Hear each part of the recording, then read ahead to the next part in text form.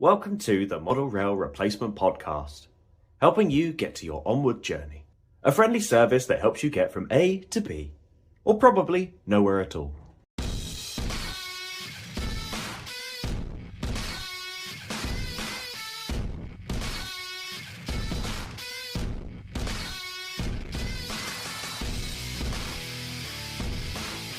Hello and welcome to the Model Rail Replacement Podcast, Season 2, Episode 4, or of a wacky way of thinking about it, Episode 25.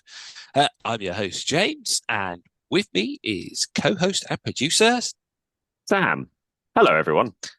Hello, Sam. You weren't looking for a YouTube shout out just then and were distracted, were you? I definitely wasn't. My YouTube shout out has been prepared for months at this point. Is that like dog year months? Oh, I mean,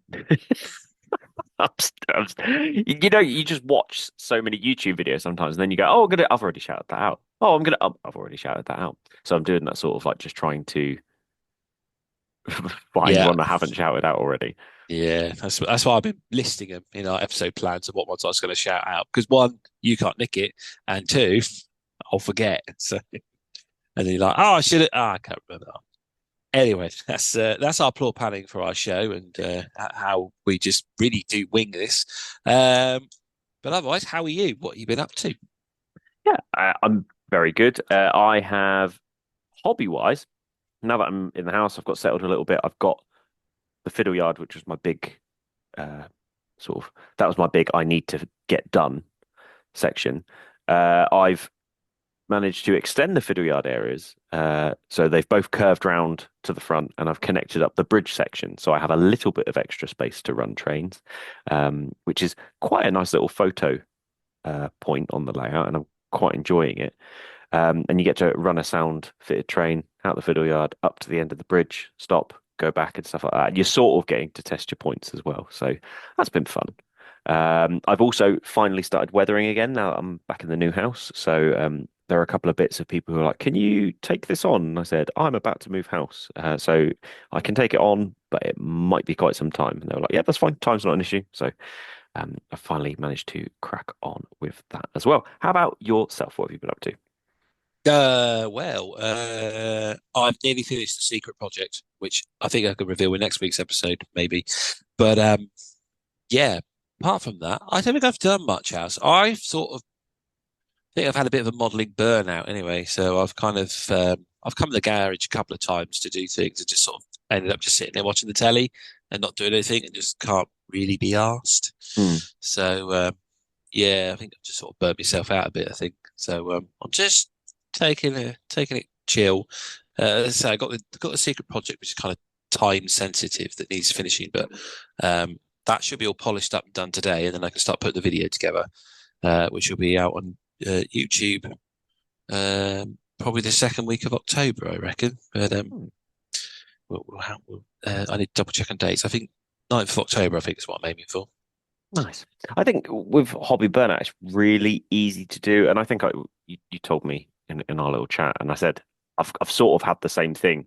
I spent so much time trying to get the fiddle yard up and running that now I've done it. I'm like, I do need to finish the loop so I can actually run trains properly constantly.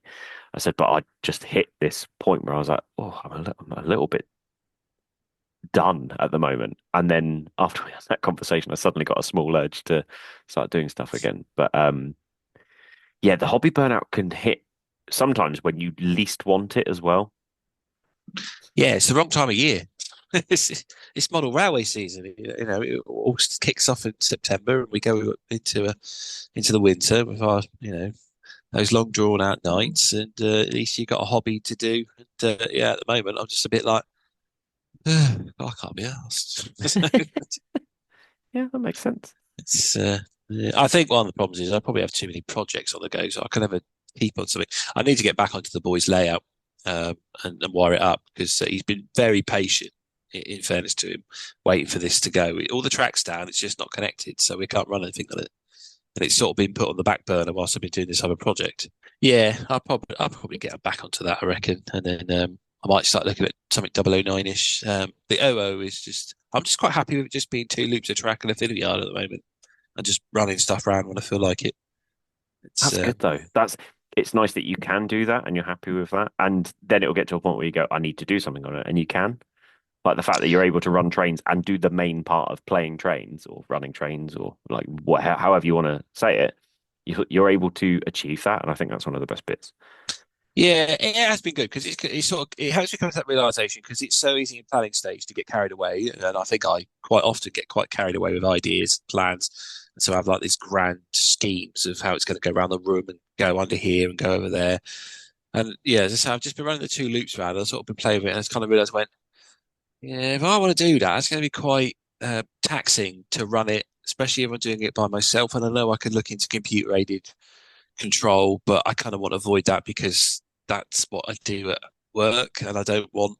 I mean, I kind of see work as part of the hobby, and it's quite nice to get paid to do your hobby, kind of sort of thing. But I always enjoy working in the panel on the buttons much more than I do working on the computer, and with the automatic route setting, sort of doing the majority of your work. So yeah, I've always been kind of against putting that on my model railway, having it at home as well. Although I do watch some people's videos and think it's quite cool when it's all automated and the trains go around. But yeah, I don't know. It's kind of something I don't want to cross at the moment, I think. So yeah, running it like that, I've sort of come to realise like I've got too much rolling stock. The plan's probably a bit too big. I probably just need to reduce the idea and just sort of do this. So yeah, I think I'll just stick to the two loops for now. Just run it round and sort of finalise what I'm going to actually do. It's a good way of looking at it, and hopefully you get that mojo back. But that doesn't mean we're not happy to talk about trains each week. Just to clarify. No, I've had enough of it. I don't want to talk trains. Let's talk Star Wars. I don't know enough about it. I know enough about the bulk of it, and I don't know much after that. Excellent stuff. I can teach you. Right then. So it doesn't start in order. Oh well, yeah, we'll stick to trains. I say I could start a Star Wars podcast, but I imagine that it's quite well catered for already. Yeah, probably just leave that one. Shall we move on to news? Yes, let us move on to news. Okay. So first of the week is good old Curious Gale with another announcement, who are bringing back the ICI Bogey limestone hoppers, which were produced with patents a few years ago, and I think they're like hen's teeth these days if you're after them. So they are returning to Curious Gale's Moving Britain range, and they look very nice indeed. It was a very nice model. I think they're quite limited in, if you're a sort of prototypical serious model, they might be a bit more limited in where you can and can't run them. But yeah, there's I think they're going to be sold in 15 twin packs. They're going to be offering 5 packs each of 3 eras. So 50s to 73, 73 to 92, and 92 to 97. And they will be priced at $79.95 per pack, with their usual offer of 10% off for buying 2 and 15% off when you buy 5 or more. So yeah, that's them. I like them. I think they're quite smart. And there's usually if you look for them, there's photos of usually a pair of 37s on the front as well, which always makes it far more appealing, I think. Yeah, they're a weird looking wagon. Like I wouldn't be able to place what era they'd be in. So go on, give me an idea. When would you see them? I think they were introduced around the 1950s. They've got an LMS sort of style about them. I'm trying to think of the LMS bogey wagon that they look similar to, but off the top of my head, I'm not that sure. But yeah, I mean, when you just read the blurb about them, it says the wagons have seen a variety of traction over the years, being hauled by LMS and BR 4F and 8F locomotives, followed by the Sousa Type 2s, which is your 24 to 25s, into the 1980s. Pairs of Class 20s were trialled from 1982, and by 1985, it's seen some braking modifications. Yeah, it moves on to the 20-stroke 3s, apparently, 1986. So, yeah, 37s are in that list as well. So there's all sorts of locos that worked on. Oh, even the Kobo, Class 28. So, yeah, built between 1952 to 1958.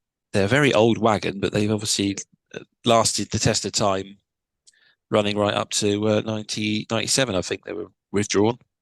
Oh, very nice. So it completely plausible you could buy these because I always feel like when Akira scale and offer the costing for these wagons is good, and then when you start buying more of them, it becomes even better. And I feel like, I mean, for me, it's waiting for a wagon that I specifically want and Akira scale to produce for me to go, boom, I'm going to drop X amount of money to buy a big rake of those wagons. And I think for me, the wagons they brought out are ones that I've never needed. Whilst I may sit here and go, "Oh, that's nice, I want it." I do try to have this semblance of I don't need it, so I don't buy it, and then I regret it 6 years later or two months later, depending on when you speak to me. But You're referring to the Yeoman and ARC wagons, aren't you, of the yeah, PTAs? yeah, I am. I'm referring to those. Um, so yeah, it's I'm really sorry. I sold mine to my dad. that's okay. But yeah, they are really really nice looking wagons, and they've got that same distinctive thing of they're different to the other wagons. So you can have rakes of various different things running around with different styles. So you can fulfill many needs with a lot of this stuff. And I feel that's what Akira Scale is doing well with the wagons that they are bringing out and producing. Yeah, definitely. Yeah, there's a nice range building up there. Um, I think it'd be interesting to see like in 10 years' time what their catalogue will be.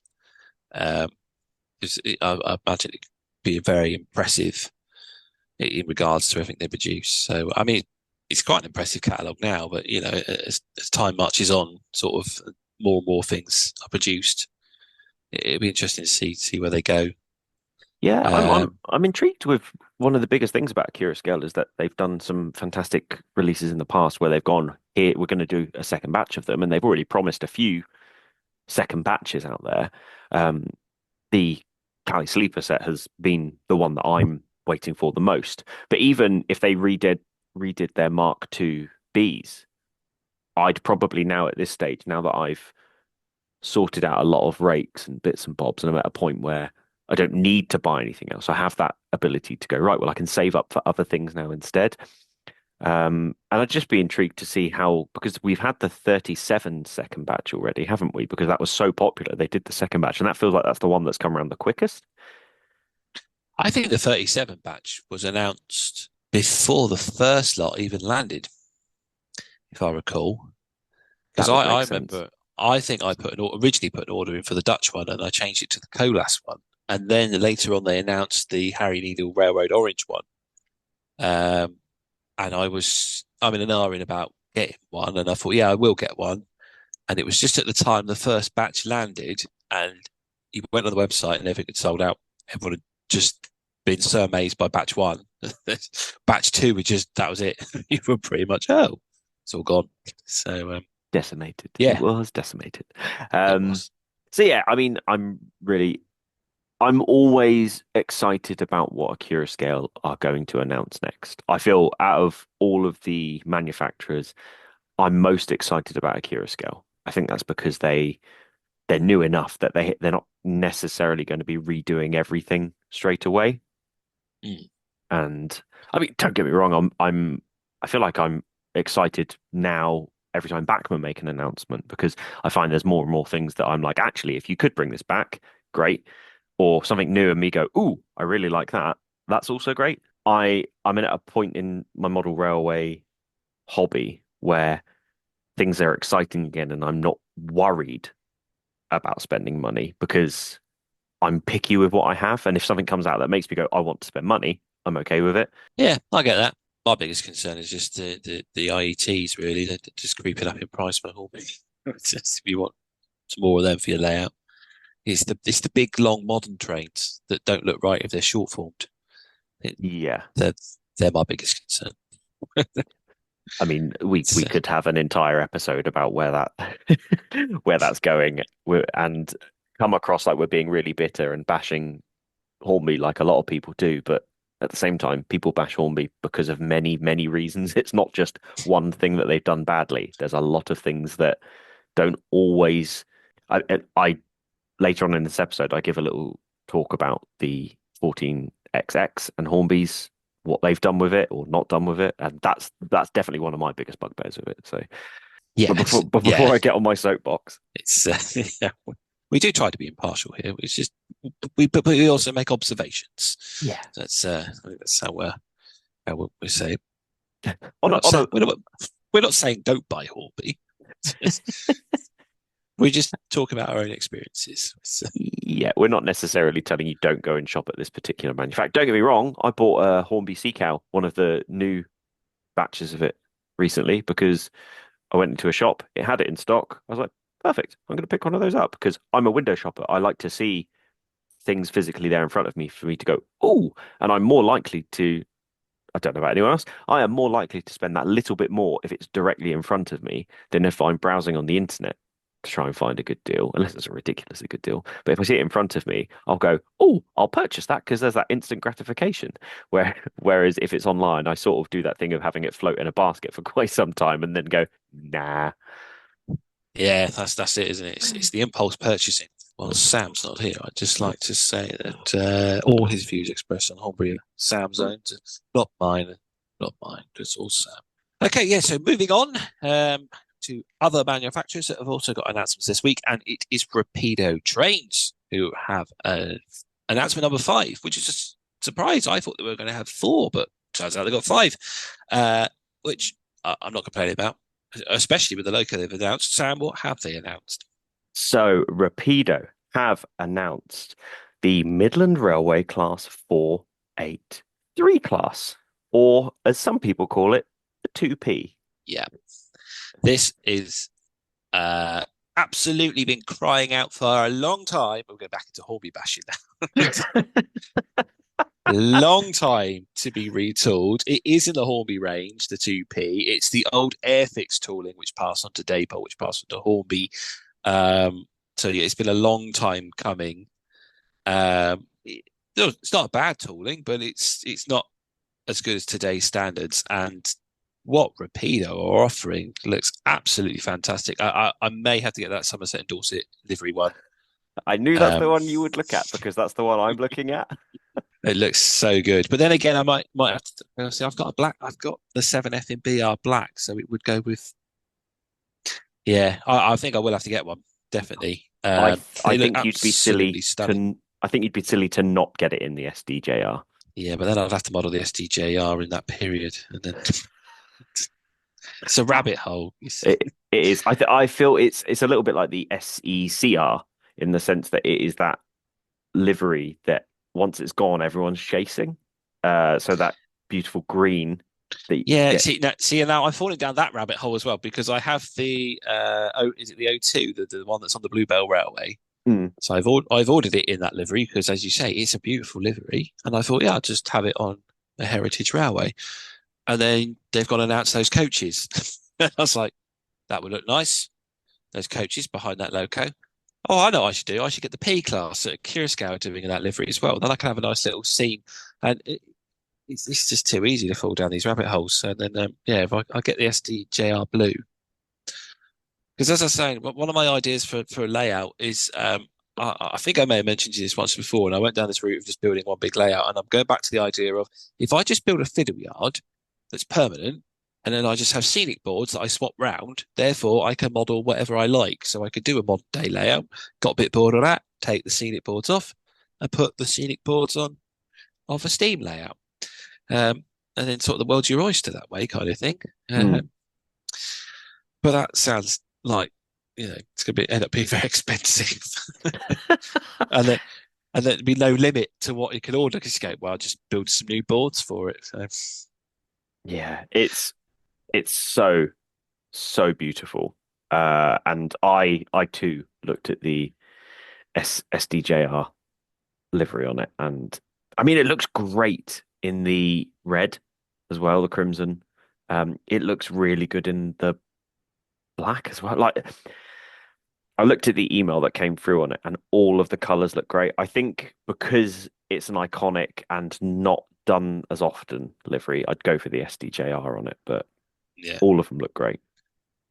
I mean, if you look at the email, they're even showing it off with their new coaches behind it in the rendering, haven't they? So there's definitely some planning's been thought there by the marketing department, most certainly.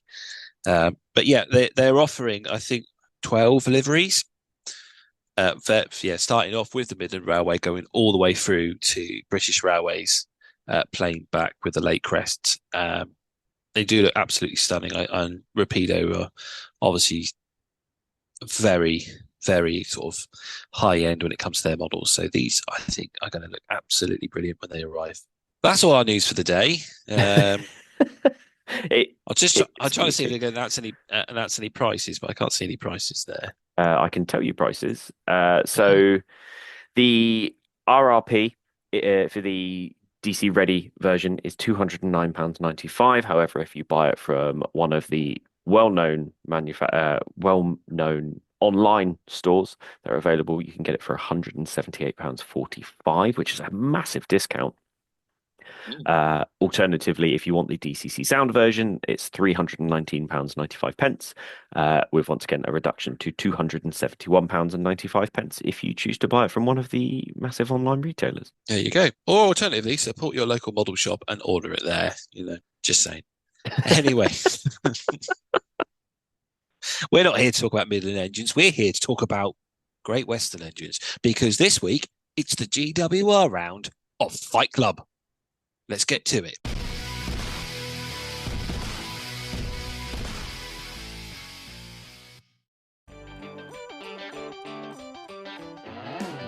Look at that. You see that there? The super shiny diesel loco that's coming this way. Yeah, I see it. Isn't it beautiful? So fresh, so clean, like it's straight out of the box. I mean, yeah, it's nice, but I prefer it to have a used look to it. In an ideal world, that would be nice, but I'm sure the owner doesn't have the confidence, skill or time to undertake such a job. Then why don't they just send it to Emperor's Path? Emperor's Path? Yeah. SBJ has years of experience in model railways and wargaming, the ability to meet your weathering needs, and works with you during the whole process to ensure the project is how you want it, not like it's come through a factory. Come on, that must cost a fortune. Not really. He offers different levels of weathering at really affordable prices. I've got my whole fleet weathered by him. My loco's got the full treatment, whilst my rolling stock just a dusting with the airbrush, and it looks really authentic. I might just get a quote. How do I contact him? You get him on Instagram at emperors_path, by Facebook, Emperor's Path, or emperorspathcontact@gmail.com. Emperor's Path Weathering. If it's not filthy, let's change that.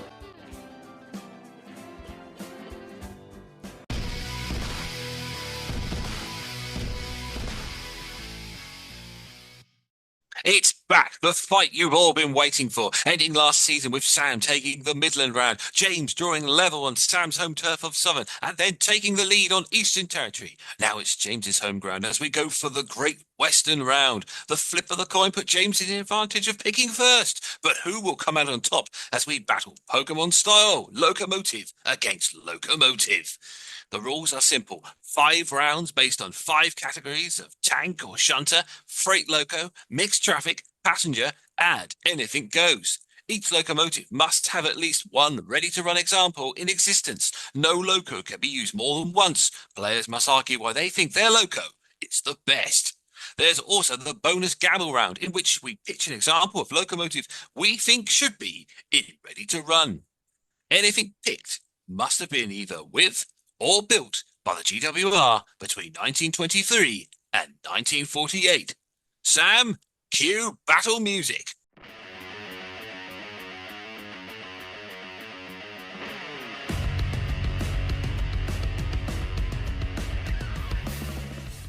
Okay, round 1, tank or locomotive shunter. Sam, what have you gone for? Okay, I'm starting strong from my point of view. For my shunter or tank locomotive, I've gone for what is more commonly known as the 14XX tank engine, but when introduced was the 4800 class. A little bit of information for you. Introduced in 1932, 75 were built, designed by Charles Collett. The wheelbase is an 042 tank engine design. The 4800 was designed as a more modern version of the Class 517. The first was built at Swindon Works and entered service in 1932. These engines were fitted with auto-train equipment that separates them from the similar 5800 class. 4 examples have made it to preservation. Models produced in ready-to-run, these locos have been produced by Dapol in N gauge. Airfix, Dapol, and Hornby have shared the 00 gauge tooling, and Hattons have produced their own in conjunction with DJM. Dapol have announced a new version in 00 gauge to hit the shelves next year. In O gauge, Dapol have also got it covered there. James, what are you bringing to the table? But I struggle with this one because the Great Western have so many beautiful tank engines. But I have gone for the Prairie. I thought I was going to say Panya. It's small Prairie, to be precise. The 457 class, just to narrow it down. They were introduced in 1906. 75 were built, and they were designed by George Jackson Churchwood. The wheelbase is of 262, which is the Prairie arrangement. Now, this is where you need to pay attention because Great Western locos evolve. The 4575 is an update of the 4500 class, which was a development of the 4400 class. Designed as a small mixed traffic locomotive, mainly used on branch lines, some were fitted with auto apparatus to work push-pull trains in South Wales. 11 members of the class made it into preservation. An interesting fact is that 5521 was shipped to Poland in 2007 to take part in a parade and briefly piloted the Orient Express. They are produced in N gauge and is supplied by Dapol. In OO gauge, it was produced by Lima, which is one of the reasons I've chose this loco, as it was one of the first steam engines I had when I was younger. It ran terribly, and I believe it is still in the loft at my mum and dad's house. I think my dad still has it. Bachmann also produced this loco, repeat their own production of the 4400 class in OO gauge, and Dapol have produced it 4500 in O gauge. So that's my choice. Who are we going for? For me, the 1400 or the 14XX is my quintessential favorite steam loco of all time. It has always, always been my favorite. I loved it from the days it was introduced in the Thomas series as Oliver. And the story that followed it along with that is very much one of my favorites. And it was a case of the second that came out in the Ertl range, I had to have it. It's the first locomotive that was purchased for me by my wife. We basically, she bought it for me when she could get the urge that I wanted to get back into trains way back in 2013, I think it was. And it has all, whilst the model has never been the best model in the world, and anyone who's ever had one knows that you either suffer with the traction tires or you suffer with the fact that it doesn't have enough weight and enough pickups to actually get it to move consistently. But regardless of that, it's my favorite steam loco ever. And I will probably find it quite difficult. Whilst the Prairie's nice, I will find this one probably the most difficult to give up on. Yeah, I could see your point. There's definitely a lot of passion there. I do like the 14XX as well. And as I say, it was a very difficult round because I think, as I say, Great Western make many lovely tank engines. Um, the most famous obviously being the Panya. It's quite a hard choice, but yeah, I always like that shape of the Prairie. Just seems the right size engine. It's not too big, it's not too small. The fact that it can be used on a branch line, and whenever you see a Great Western model railway at an exhibition, if it's got a Prairie on it, it's just that's the loco I want to focus on when I'm filming because it does. It just I don't know. There's something about that shape. I think they look so beautiful. But yeah, I do also do like the 14XX, and I have similar love for it in the same way that it was Oliver, which was the engine in the book. That so I had one of those WH Smith's big annuals, and Oliver the Western engine was in there, and he was never in the TV series until I think I was about 8 or 9. So when I was growing up, and he was one of those elusive engines that I knew existed, but he was never there. So yeah, I can see the love for the 14XX, and I did suspect you'd go for it. And you definitely spoke of it with a lot of passion. I mean, as I say, I had that Prairie by Lima. I remember going to the shop. It was MR and ME, which was a bit of an unusual shop. It was in Kempston, but it was in a garage around the back of someone's house. So it was yeah, it was kind of an unusual shop, and I remember it being in the second-hand section. And I don't know why I got it, but I got it for some reason. And I got it home, but yeah, it never ran brilliantly. But I don't think Lima Steam Engines ever did. I So mean, what's beautiful about the Pro? So anyone who's listened to our previous battles know that I love a large tank engine. I think it is the best idea of being able to have a larger engine on a small layout or a steam-based layout. And whilst I've never personally owned a Prairie, I can see why people love them. Um, and it's one of those locos that I think a lot of people forget does have a London Transport livery version of it as well, and that looks stunning. Seeing it in the London Transport livery, because I think that's a nice livery anyway. Um, I think you see more prairies in the real world because they're more widely available.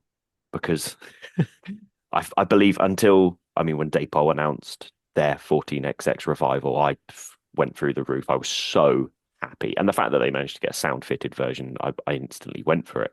I I think the actual ready to run model of the 14XX is rubbish in terms of it. Just there's so many bad things about it. And even when Hornby re-released it, I'm quotation marks, re-released it a year or two ago, they didn't fix any of the problems with it. And the thing that you thought might have saved it is because it's such an old tooling, it still had traction tires, it didn't have a DCC ready version. And it's one of those ones that I can't understand why in this day and age didn't have NEM pockets, and it still has to this day that Airfix sort of mechanism where you can change the couplings over to smaller versions. But I don't understand why it hadn't been fitted with NEM couplings at this point. Like, it's such an old model, and it feels like Hornby was milking people on this model with none of the benefits of bringing it up to the modern age. So if we're talking ready to run models, the Prairie wins. If we're talking about the best loco out of the two, I feel like the 14XX has to win. So what's your thoughts? well, you see, you just got the example of the Airfix Depot Hornby pass it on tooling, but you've also got the Hatton's DGM combo, which was a lot nicer looking. I think it still had its flaws, but yeah, and also Depot have obviously got you covered in O gauge and N gauge. I think we have more 14XXs in this house than any other loco between me and the boy. I think Because you've I got them thought, in 3 gauges, haven't you? no, I tried. He was tempted to get one an N gauge the other day, but he opted for an Ivet tank engine in the end, which was surprised me. But that's what he wanted. But yeah, I've got two in OO. He's got one in OO, and then I've got that O gauge one as well. So just the one Prairie. I think maybe the 14XX wins on this one because I do have a soft spot for them as well. So I'll give you I that one. I do agree with you though. Out of all of the rounds, in terms of trying to pick your favorite, I feel like the tank engine and shunter was the hardest by far out of all of them, because there's other ones where maybe there's not, as you'll find, there's not as many options available in some of the other categories as there are the tank engine and the shunter. And there's so many good ones. And you've already mentioned the Pannier, you've got the 14XX. Like, they are two of the most famous, I'd say, because of the Thomas series. But then you've got some of the other locos that are out there that Great Western have produced that are just famous locos, and no surprises that we're going to be talking about some of them. But I think that this was the hardest round out of all of them because of the sheer volume that you can pick. Oh yeah, definitely. Yeah, like you say, there's so many, and it spreads right from a shunting engine all the way to you got your big heavy coal engines that South Wales used to have, which I think was the 7200 class off the top of my head, Mm. 7200 and the 4200, and they are big tank engines, and they look absolutely wonderful. But yeah, we'll give that one to the 1400 class for the Thank you. round of shunter and tank engine. Cool. Right. That's round one. Round two, freight engine.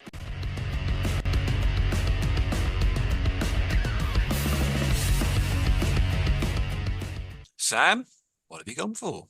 Okay, so there's a theme with every single one of my freight locos, I believe, based on previous experience. I have gone for the Dean Goods or the 2301 class. Information. Introduced in 1883, 260 were built, designed by William Dean, with a wheelbase of, you guessed it, 060.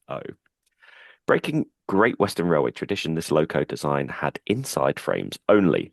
The first 20 were originally domeless, and you never trust a domeless engine.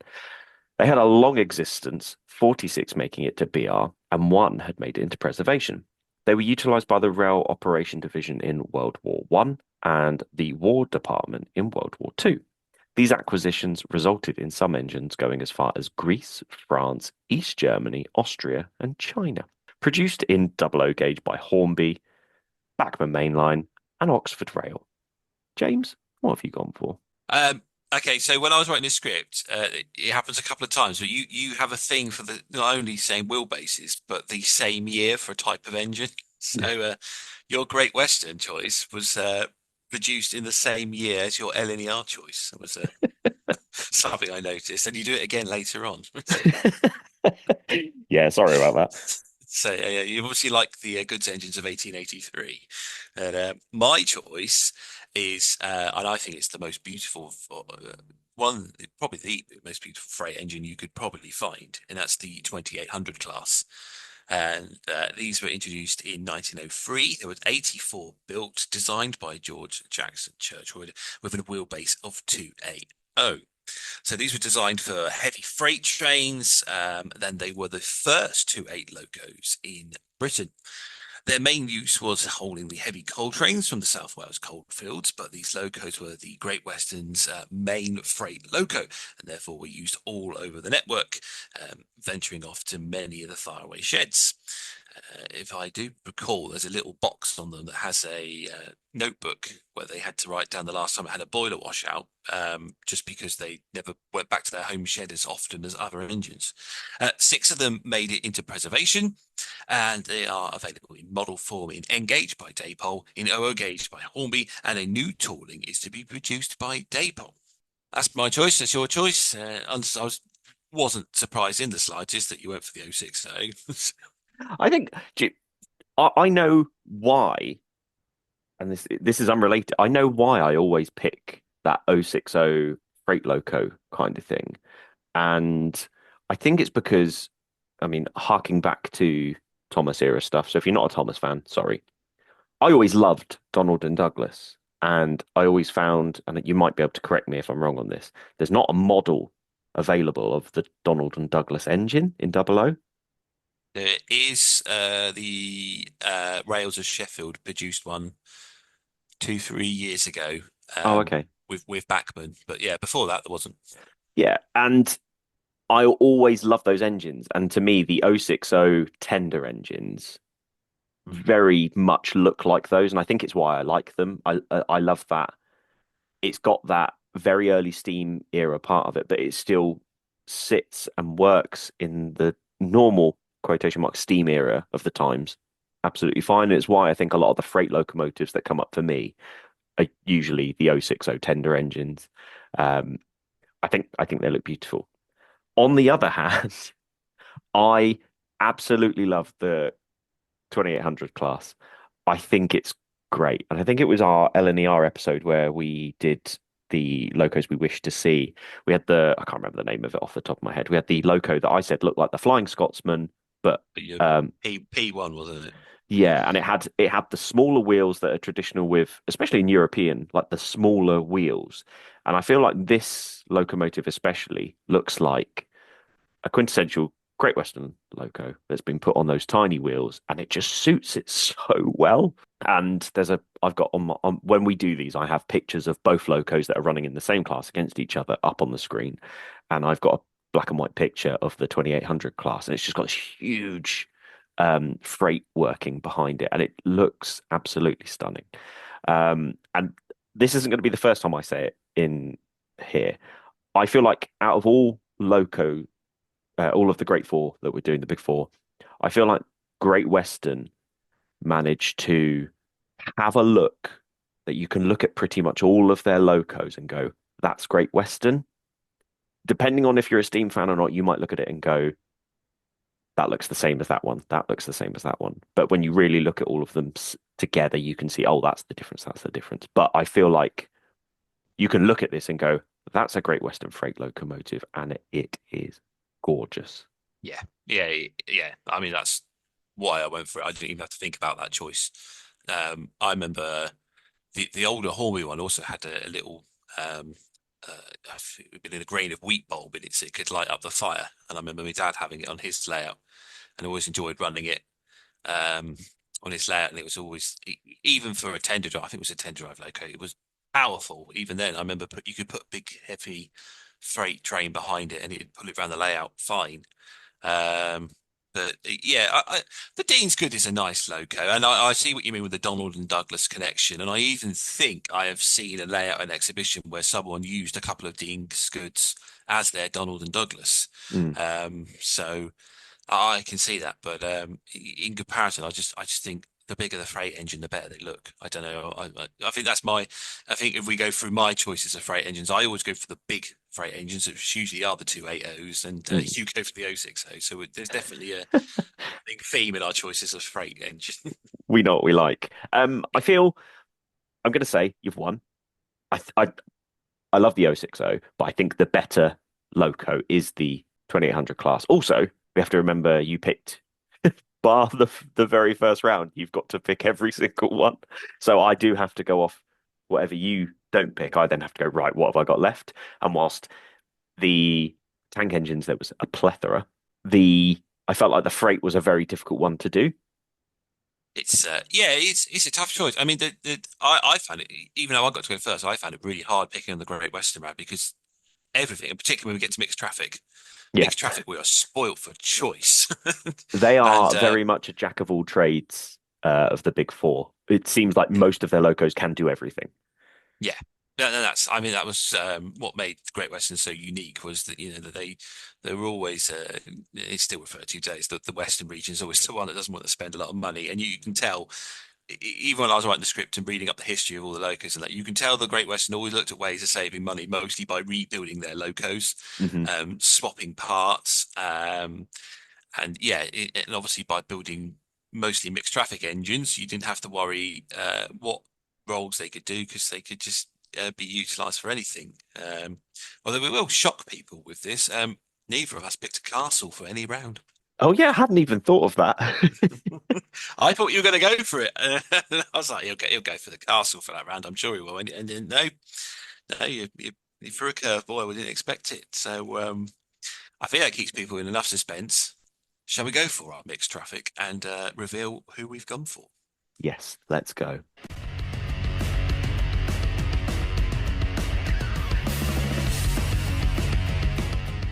Right then, that was the freight round, which 2800 class has won that one. So it's 1-1. We move to mixed traffic.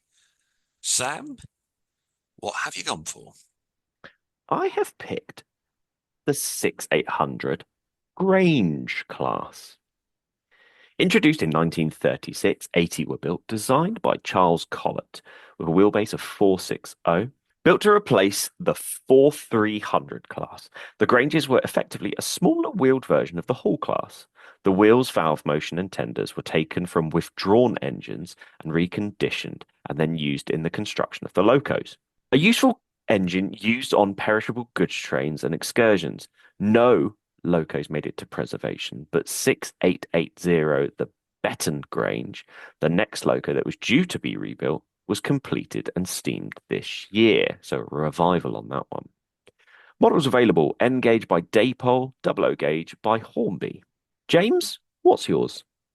So I have picked what was needed to go where the Grange couldn't go, and that is the 7800 class, also known as the Manor class loco. So these were introduced in 1938. There was 30 of them built, and they were also designed by Charles Collett with a wheelbase of 460. These were designed as a lighter version of the Grange class, giving them a wider route availability. Like the Granges, the Manors used parts from the 4300 class. The Manors came after an urgent need to provide engines for the cross-country and branch line duties where heavier engines were banned. All the locos were constructed at Swindon Works, and 9 made it to preservation. In models, it's provided in N gauge by Dapol, in OO gauge by the Cure Scale, and also Dapol. And possibly an older Bachmann tooling, if I recall. I think which may have been the older mainline range off the top of my head, but I'd have to do a Google search of that one. But they're definitely available by those companies. So yeah, that's my mixed traffic choice. Your mixed traffic choice. And I do like a Grange. I always thought they were quite smart locos, but there's something about the Manor that is really smart. I don't know. It's that's why I went for the Manor rather than the Grange itself. But of course, I'm probably we're shocking everyone by not picking a castle. I feel like the castle is it's a great looking loco. And this is definitely the part of the Great Western where you can look at those three locos and they all have such similarities. And I think usually the thing that gives them away is usually their tender over any other part of them. Hmm. Um, I don't own one, but I've seen and heard the Akira scale manor, and it's gorgeous. It really is good. And this is definitely another round where if I had won the flip off, I think I would have picked the manor over the Grange, and I've gone with Grange and Castle, both lovely, gorgeous locos.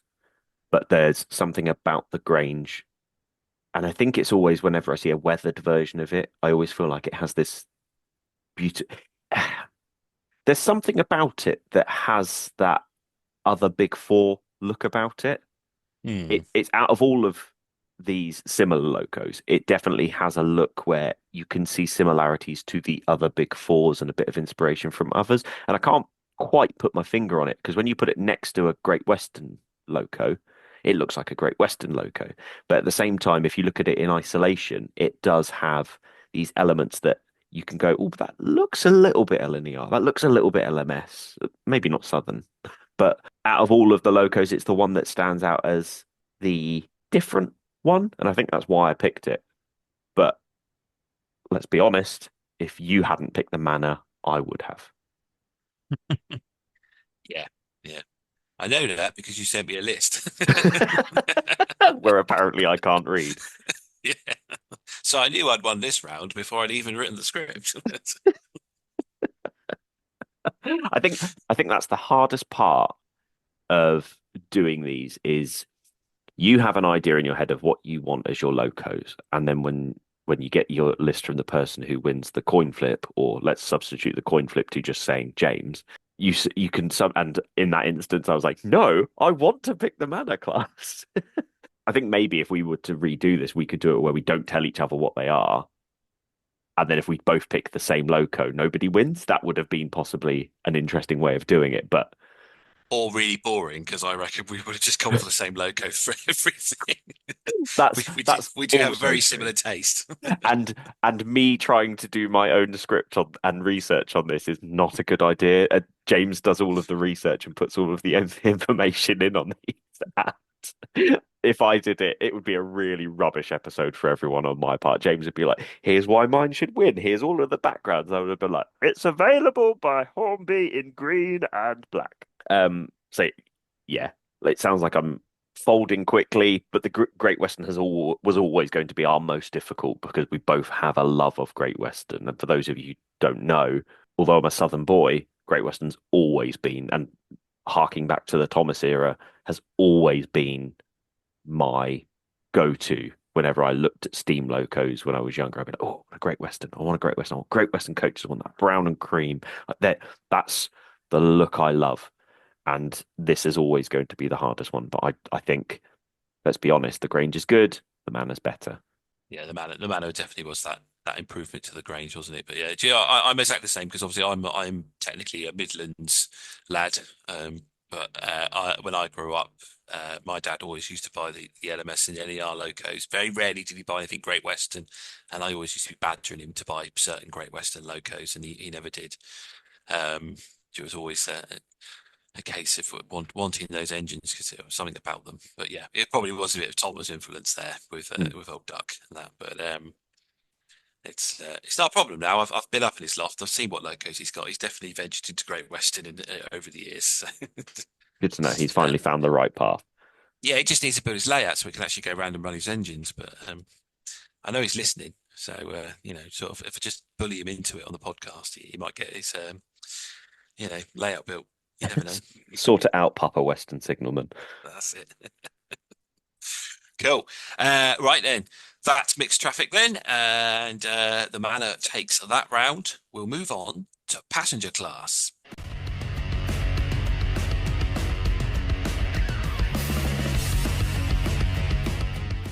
So, Sam, that was mixed traffic. We move on to passenger.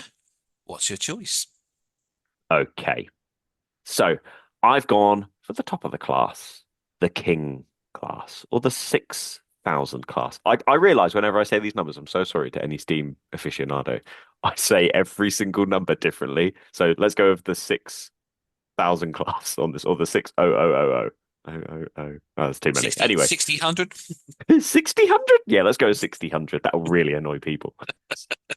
I think 6,000 class sounds about right, doesn't it? 6,000 class. Now with TDI. Introduced in 1927, 31 were built. Designed by Charles Collett. It has a wheelbase of 460.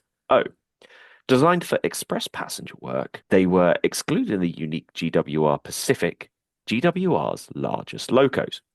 They handled the mainline expresses on the main line from Paddington to the West Country and the Chiltern line to Birmingham and Wolverhampton. They were withdrawn in 1962 and 3 are preserved. Models, it comes in N gauge by Graham Farish and Hornby in double O gauge. James, what's your choice? So this is the other one where I noticed you picked the same year for passenger loco. That's your LNER choice. So obviously 1927 is a good year for your passenger locos. I need to go back through the scripts and see if your Southern and LMS are the same. It's a good vintage. Let's go with that. Anyway, I've gone for a classic. So, and this is the loco originally suggested to be the first 100 miles per hour loco design. It's the GWR 3700 City class. They were introduced in 1903. 20 were built, designed by Churchwood, and they were a 440 wheelbase. There were 10 constructed from rebuilding the Atbata class, and 10 were built new. City of Bath was the first loco, but the most famous is City of Truro, reputed to be the first loco to go over 100 miles an hour, heading the Ocean Mail Special near Wellington. Legend has it she reached 102.3 miles per hour. Although all were withdrawn by 1991, only one, unsurprisingly, City of Truro, was preserved, and it found itself working many specials in BR's days, particularly a lot of work on the Didcot, Newbury and Southampton line. Models in N gauge by Union Mills and an OO gauge Bachmann, in conjunction with the National Railway Museum, had produced City of Truro, and the other engines are available via Bachmann themselves, such as City of Bath. So, I did think about the more modern ones, but do you know what? I love City of Truro. I think absolutely beautiful engine. It's probably where that love of Great Western came from, because that's one of those sort of legendary stories. What was in Thomas and talked about a lot. I think when we got that episode of, in my case, it would have been the book more than the story, I suppose. But when Duck meets City of Truro, and that's probably where that love comes from. But I think they're just absolutely, the cities are just that pinnacle of Great Western sort of design. I think what's great about them is it's the fact of it's got that modern look, Great Western top, and the wheels are so iconic. And to think that a 440 engine broke the 100 mile per hour speed record is insane. When you think about that and you say that out loud, it's insane. But if it did do it, what an achievement from such a weird wheel configuration. You're so used to having it where it's the 4, 8, 10 wheel configurations that are the super fast ones. If it did do it and it was the 440 loco, what an achievement.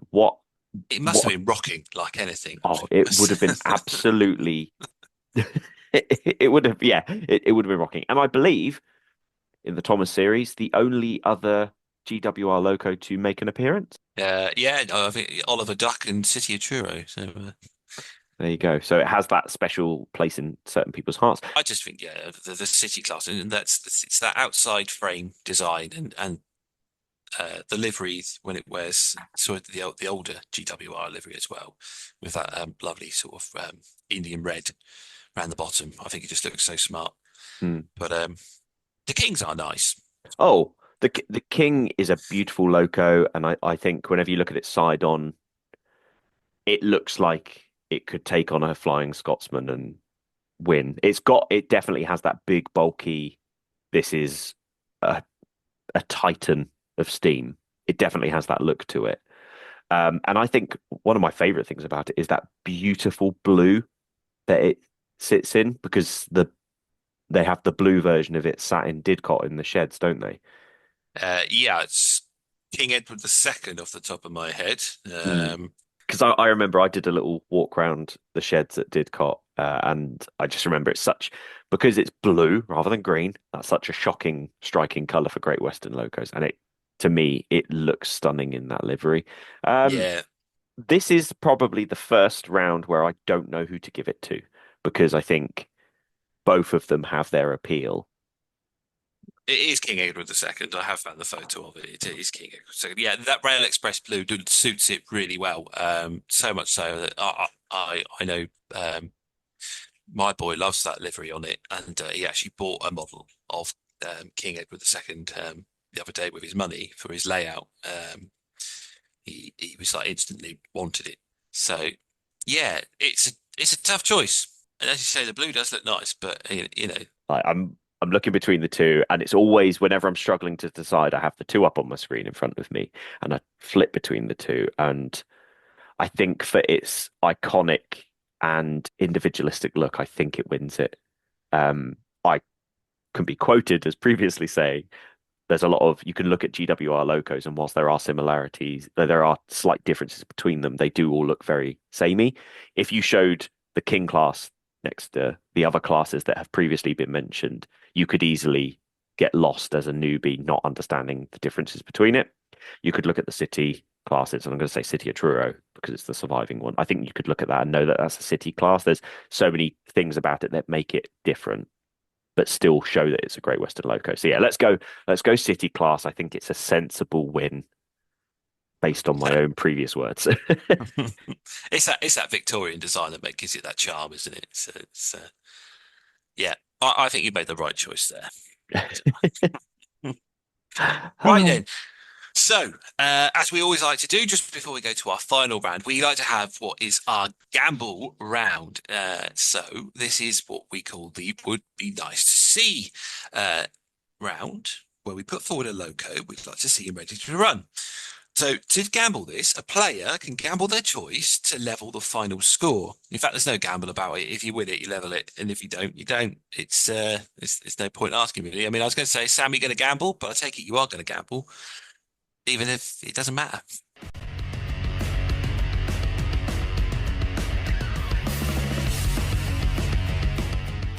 What are we on? Is it 3-1. Oh, 3-1. Oh, Christ. Yeah, I'm well behind. Yeah, I've got to, haven't I? I've got to get it with the chance I might win. So yeah, I'm going to gamble it, and then you can have bragging rights if you win again.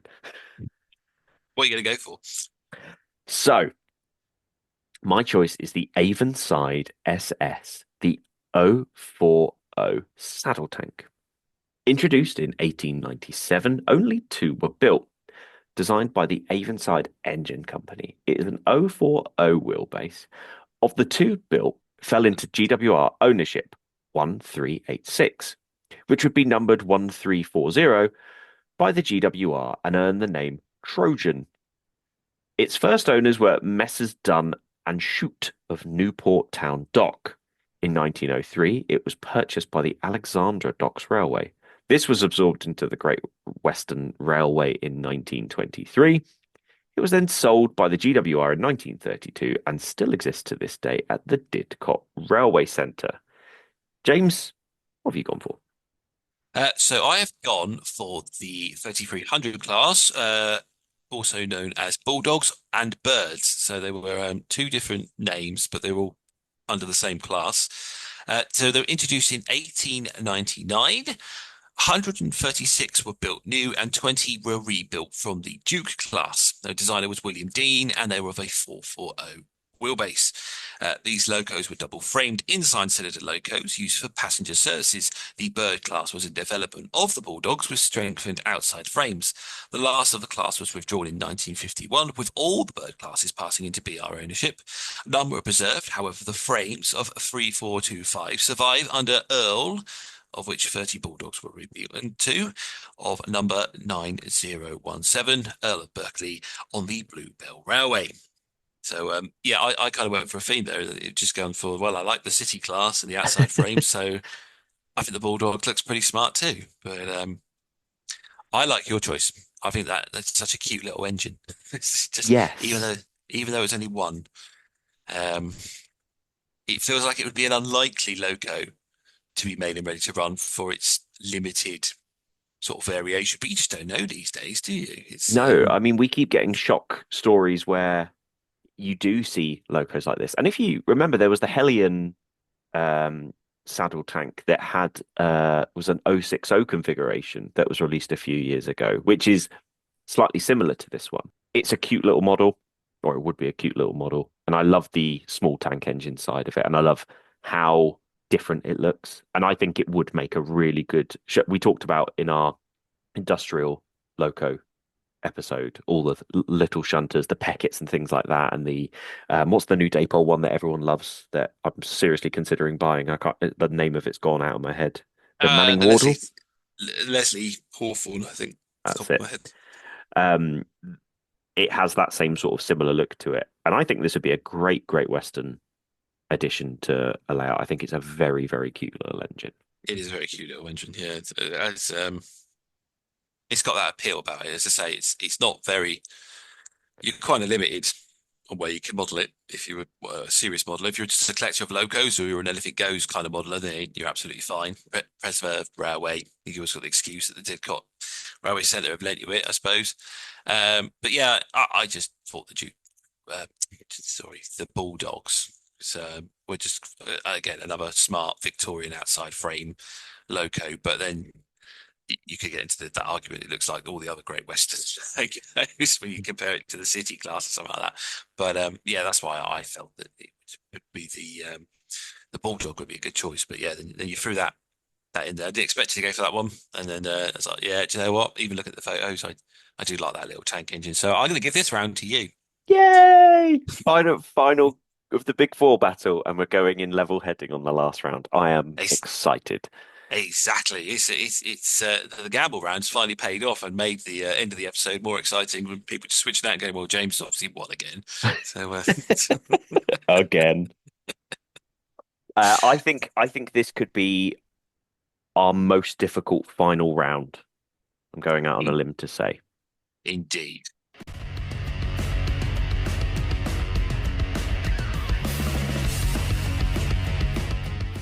Let's get to it and stop the suspense, I suppose. It's the Anything Goes round. So, Sam, anything from the GWR? What have you picked? My choice is the 4900 Hall class. Introduced in 1924 under a prototype of a Saint conversion and then introduced in 1928. 258 were built, designed by Charles Collett. There's been a theme in my episode so far. And there's a theme with the wheelbase on the GWR. I will give them that. It's a wheelbase of a 460. With the GWR 260 loco struggling with the increasing loads, a stronger mixed traffic loco was needed. Charles Collett had the St. Class 2925 St. Martin rebuilt with 6-foot driving wheels, believing a St. Class with smaller wheels would be better suited for the work. The loco ran under trial between 1925 to 1927, with further improvements until production of the class began in 1928.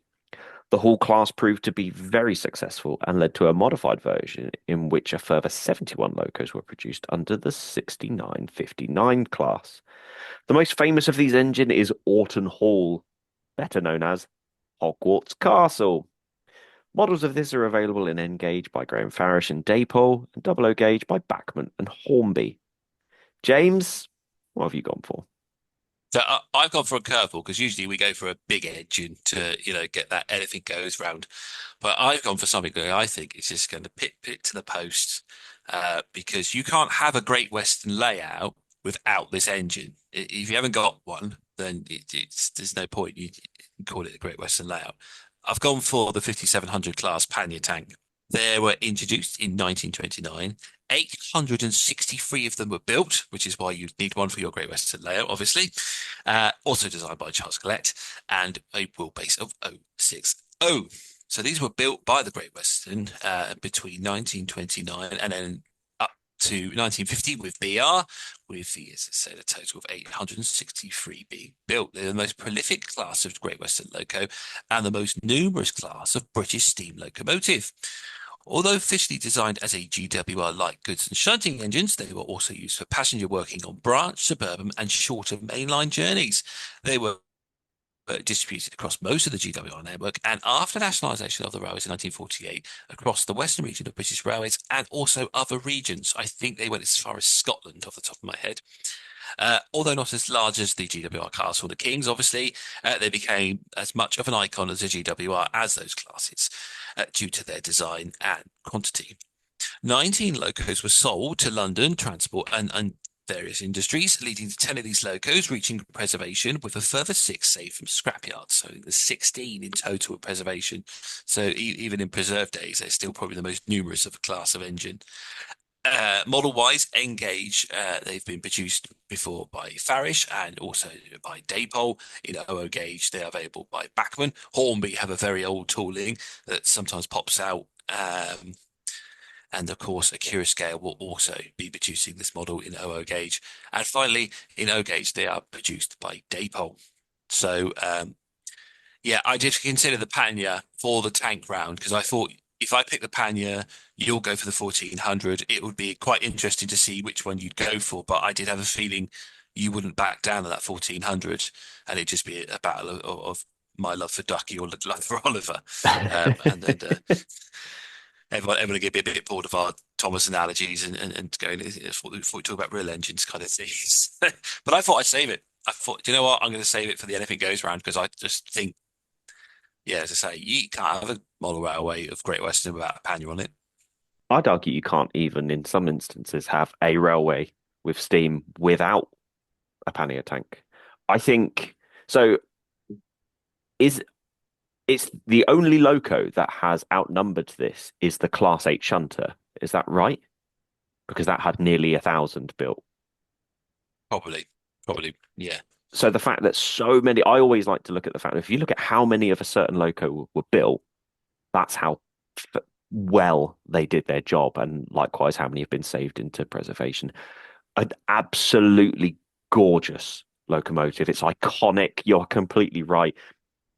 The reason there's a lot of Thomas talk in this episode for James and I is because we both love the two characters that we've talked about. They are reasons we have gotten into trains, and whilst my railway doesn't necessarily match it nowadays, there is still a massive Great Western Railway pannier tank 14XX. They are still the top steam locos in my book, and I think it looks great in so many different colours. And once again, it's one of those other Great Western locos that London Transport livery, in which it looks fantastic, and a Scale have announced that they're doing the London Transport variations of it. It's so good, so good. I came in with the Hall class as a point of, I think, to non-train fans, the Hall class would definitely be up there. Nobody would know it was a Hall class. They'd just tell you it's the Hogwarts Express is their favorite train. And I think they wouldn't be wrong because once again, it looks beautiful in that red. It's iconic. It's a reason that people have gotten back into trains because of the Hogwarts Castle. You can see versions of it running in, you've got the Warner Brothers Studios in London. Also, there is a version available in Universal Studios in Orlando. They have a Hogwarts Express ride. Now, whilst it's not necessarily an official train, they have a Hogwarts Express running, and it's very, very famous. But the pannier just does it. I would be picking a pannier if you hadn't picked it. I can't sit here and pretend. It's the same I said to you with the Black Five. If I didn't pick the Black Five, would you have picked it? And you said yes. And you can't argue with your how your brain would work in these situations. The Hall's great. Pannia's better by a country mile. Yeah. The Hall is a lovely loco, and as you say, obviously it's got that fame of being Hogwarts Castle. And you sort of listed that there are various replicas of it out there. More controversially, Dumbleton Hall was shipped over to Japan to become Hogwarts Castle over there.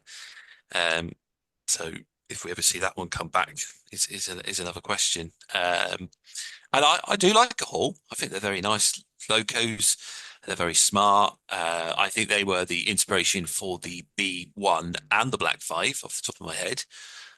So they were sort of, the starting point for that unique, not unique, but that pinnacle mixed traffic engine. In fact, I think even some of those Hall designs went into the BR standard design later on when Riddles was designing the standard logos for BR. So, yeah, the Hall is a very nice engine, and it shouldn't be dismissed so quickly, I suppose. But yeah, the Panya tank, I think that's why I went for it. I didn't think it was going to lose. If I put it in this round, I just yeah, I think it's such a great and iconic logo. And as you say, that London Transport livery on a Panya tank is so nice. It's not often that something outside of Brunswick green looks good on a Great Western logo, but London Transport red does. It does. I mean, I quite like a lot of the shock horror. I've pre-ordered the Pania from Akira Scale and I've pre-ordered the Daypol 14XX, and both of them I've gone for the BR line black because I think they look really nice in that black. Yeah, I think the black suits them quite well. And, I and don't the think line, you can struggle with any color on them. no. I wasn't too sure about that Akira Scale GWR green that they put, The but Montague apparently, green. yes, but apparently that's an error. So anyone worried about that, it will be corrected.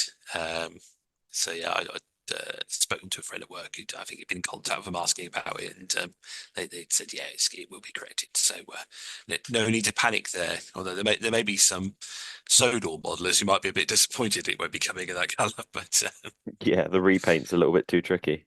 that's it. But there we go then. That's the 5700 class taking the win, which leaves it 3-1 to me, I'm afraid, Sam. And that's the big four covered.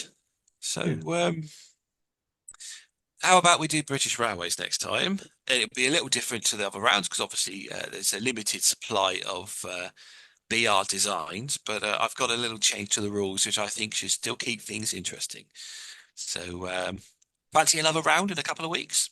Yeah, that sounds like a good idea. Excellent stuff. For those of you that are worried there will be no more Thomas talk, don't worry because next week is a whole episode dedicated to it. So we'll probably be losing a lot of listeners there.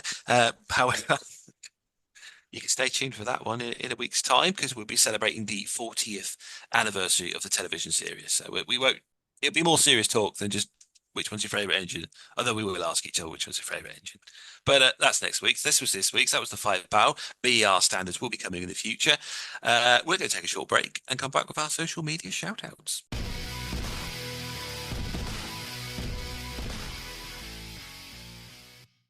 This world we live in is a wondrous and fascinating place.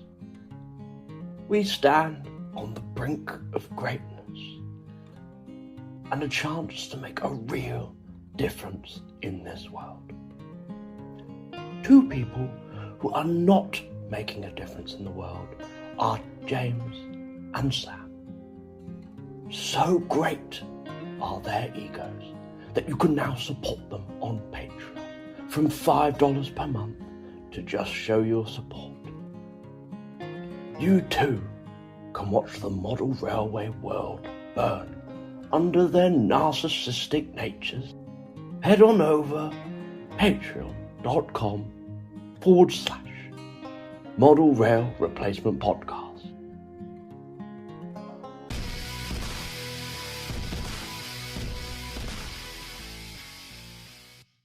Right then, that is Sam defeated during the period of 1923 to 1948.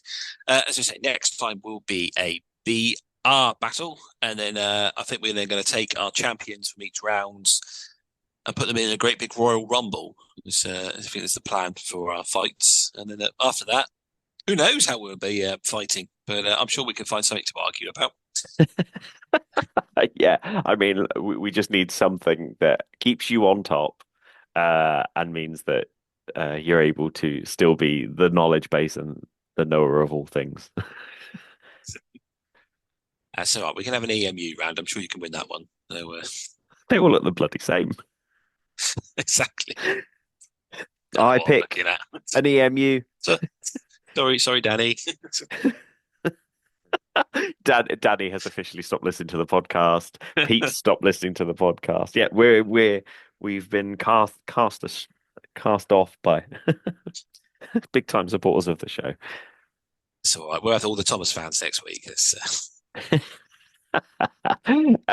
I do need to do a big shout out for this episode. So this episode is going live on Monday, the 30th of September, and on the Saturday and Sunday of this week, so the 5th and 6th of October, I will be at the Fareham Model Railway Club's yearly exhibition, or Fareham Railex, as they like to call it.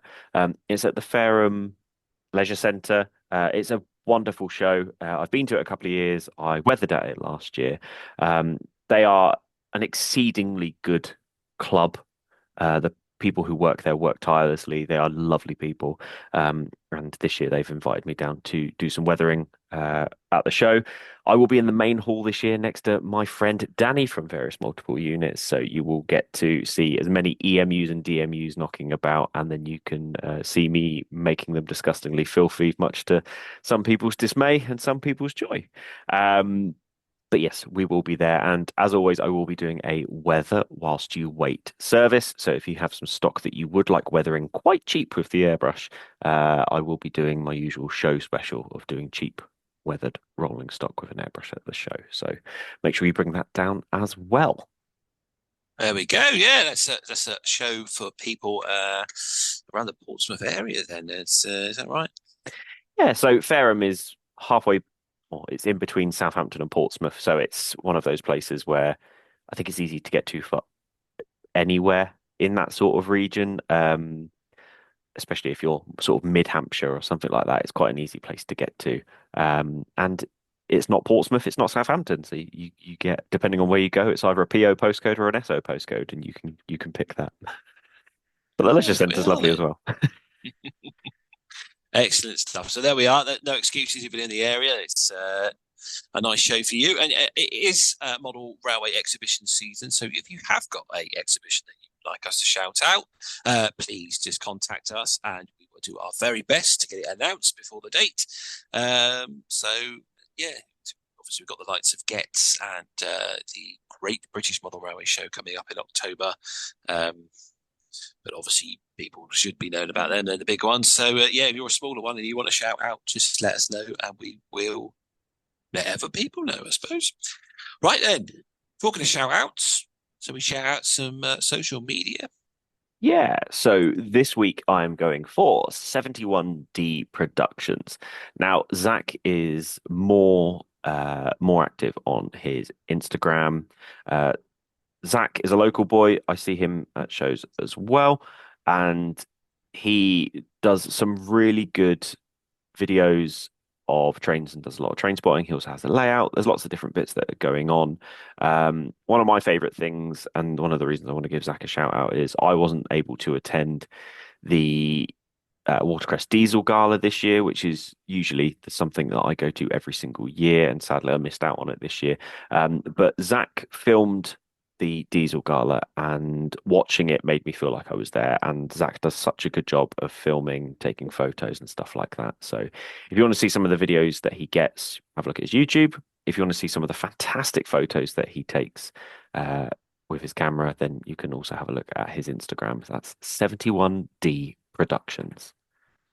Awesome stuff. Sounds very good. I do believe I already follow him on Instagram, so I recognise the name. So yeah, get yourself along and have a look at that one.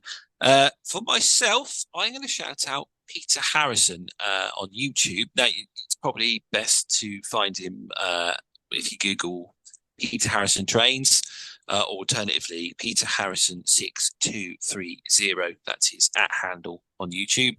Because otherwise, if you just put Peter Harrison in, as I found just before preparing for the show, you get all sorts of nonsense come up in the search. So, yeah, just point it out that way. But video-wise, he hasn't done one in a while, but these are absolutely splendid videos of his layout, Lowly, and they are narrated, I'm assuming, by his wife, as it describes the ongoings of the line, what's happening, which train's going where, and it sort of tells a story through the day of various different activities on the branch line. They're absolutely brilliant videos, really entertaining, really enjoyable to watch. So I would suggest, finding Peter Harrison and his layout, Lowly. Fantastic. I've given it a little follow, and I look forward to watching those videos when I next get the chance. Excellent stuff. Well, that only leaves our final thing that we always do, which people are probably sick of hearing by now. But, until we get 10,000 subscribers on our YouTube and Instagram, we're going to keep doing it. So, Sam, how can people find you? You can find me on Instagram at emperors_path, or you can find me on YouTube at Emperors Path. James, if they want to get hold of you, how can they get hold of you? Well, first, I've changed my mind. I want 100,000 subscribers. And secondly, YouTube is Western Signalman. Instagram is Western Signalman. Or if you want to email, it's westernsignalman@outlook.com. But don't forget that the Model Rail Replacement Podcast does have an Instagram account, and it's, as you might expect, Model Rail Replacement Podcast.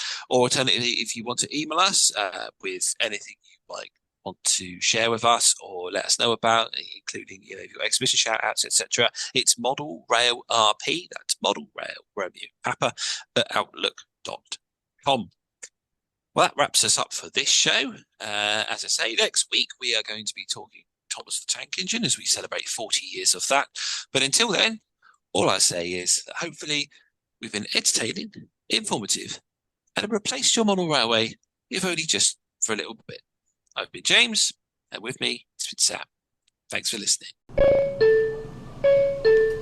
This service terminates here.